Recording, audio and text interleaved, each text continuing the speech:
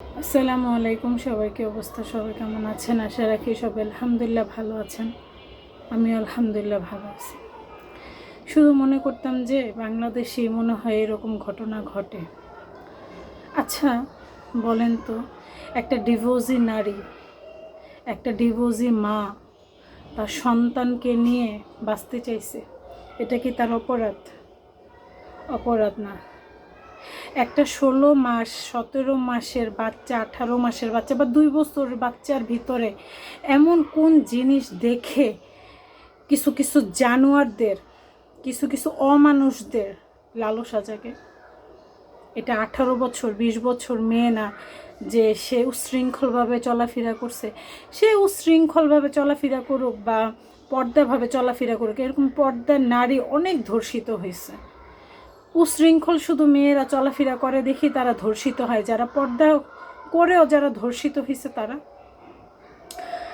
সেই সাবজেক্ট বাদই পাকিস্তানে যে ঘটনাটা ঘটছে, একটা 17 মাস 18 মাস একটা বাচ্চা, তার মাটা ডিভোর্সি, মেয়েটাকে নিয়ে বাঁচতে চাইছে, বাঁচতে দিল না। দেখেন দুনিয়ার কি নীলা খেলা, বাঁচতে দিল না। তার ভিতরে এমন কোন জিনিস দেখে লোক লালসা জাগছে বলেন তো? এখন আপনারা বলেন যে মাসুম বাচ্চাটা, আমার বিশ্বাস করেন আজকে 3 দিন যাবত আমার ভিতর যে কেমন লাগতেছে সেটা আপনাদের মানে বুঝায় পারবো না। আপনাদের মনের ভিতরে নাড়া দিছে কিনা জানি না, কিন্তু মানে আমার কাছে খুব খারাপ লাগতেছে, খুবই খারাপ লাগতেছে।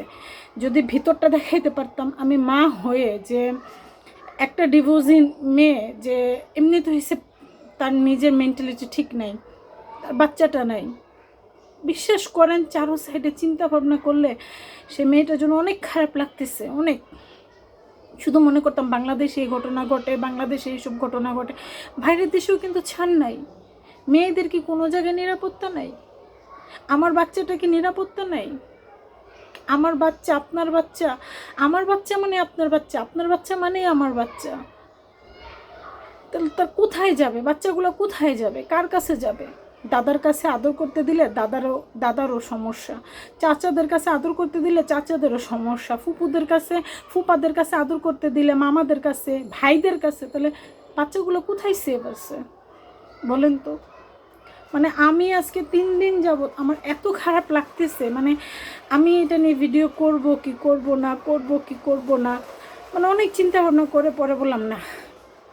আমার ভাই বোনরা তো আমাকে পছন্দ করে আমার ভিডিওগুলো দেখে, তারা যদি একটু দোয়া করে, যারা এই পৃথিবী থেকে এত কষ্ট নিয়ে চলে গেছে, আমরা সবার জন্য সবাই দোয়া করব।